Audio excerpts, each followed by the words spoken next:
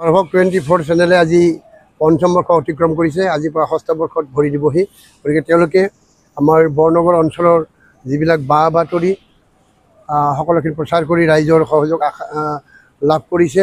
আমি ধন্যবাদ জ্ঞাপন কৰিছোঁ। আগলৈও তেওঁলোকে এনেকৈ গণতন্ত্ৰ চতুৰ্থ স্তম্ভৰ যিটো মৰ্যাদা এইটো জীয়াই ৰখাৰ যিটো তেওঁলোকৰ প্ৰয়াস এইটো অটুট থাকক, ইয়াকে কামনা কৰিছোঁ। অসমৰ ভিন্ন প্ৰান্তত মাধ্যম আছে বা চেনেল আছে, তেওঁলোকে হয়তো অসমৰ ভিতৰতে এটা ইতিহাস প্ৰসিদ্ধ বৰনগৰৰ কথা নাজানিবও পাৰে। এই কথাখিনি সৰভোগ 24 যিটো প্ৰচাৰ কৰি আহিছে, সেইকাৰণে তেওঁলোকক ধন্যবাদ জ্ঞাপন কৰিছোঁ।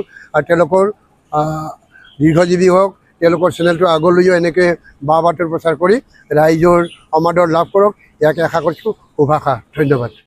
নমস্কাৰ, মই মিন্দ্ৰ। আশা কৰোঁ আপোনালোক সকলোৱে ভালে আছে। মই এতিয়া আছোঁ প্ৰেজেণ্টলি মুম্বাই। মই মুভি এখন কৰি আছোঁ, নাম হৈছে চিলা, বলিউড মুভি। তাত হৰ্ষ আছে, সনম তেৰি কসম হিৰোজন। চ' মই বেছি বিষয় নকওঁ। সৰভোগ 24 বিগত 5টা বছৰ ধৰি তেওঁলোকে খুব সুন্দৰকৈ তেওঁলোকৰ চেনেলটো চলাই আছে আৰু আমি কিছুমান নাজানা কথা তেওঁলোকে আমাক জনাই আছে। আমি যিবিলাক বাতৰি নাপাওঁ তেওঁলোকৰ দ্বাৰা আমি বাতৰিবিলাক পাওঁ।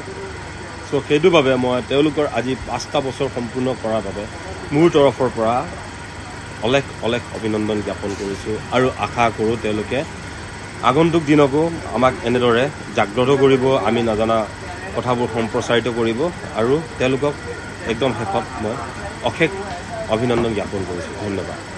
নমস্কাৰ, মই ৰূপকজ্যোতি দাস। আপোনালোকক জনাবলৈ পাই সুখী হৈছোঁ যে আমাৰ বৰনগৰৰে পৰ্টেল চেনেল সৰভোগ 24 আজি 5টি বছৰ সুকলমে পাৰ কৰিলে। যিদৰে তেওঁলোকে এই 5টি বছৰ কষ্ট আৰু উদ্যমেৰে ৰাইজৰ মাজলৈ বাৰ্তাবোৰ প্ৰেৰণ কৰি আহিছে, ঠিক তেনেদৰে আগন্তুক দিনবোৰো যাতে ভালদৰে কষ্টৰে কাম কৰি যায়, তাকেই মোৰ ফালৰ পৰা শুভকামনা জনালোঁ। ধন্যবাদ। সংবাদ মাধ্যম ভাৰতীয় সংবিধানৰ চতুৰ্থ স্তম্ভ। সেই পৰিপ্ৰেক্ষিতত সৰভোগ 24 এক দীঘলীয়া যাত্ৰা সম্পূৰ্ণ কৰি পঞ্চম বৰ্ষ সম্পূৰ্ণ কৰিছে।